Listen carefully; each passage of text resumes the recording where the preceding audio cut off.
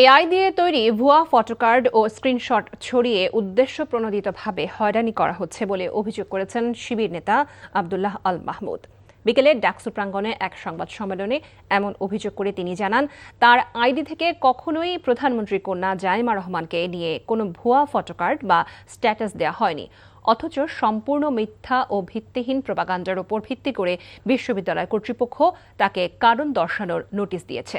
তিনি আরও অভিযোগ করেন, এ বিষয়ে সাধারণ ডায়েরি করতে গেলে শাহবাগ থানা তা গ্রহণ করেনি, বরং নিরাপত্তা দেওয়ার পরিবর্তে তাকে অবরুদ্ধ করে রাখা হয়।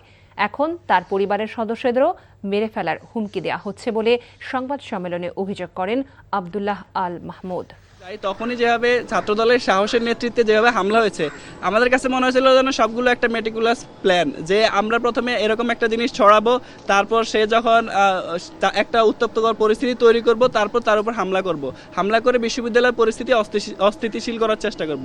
আমাদের কাছে মনে হয়েছে জিনিসটা আসলে পরিকল্পিতভাবে এগিয়েছে বলে আমাদের কাছে মনে হয়েছে।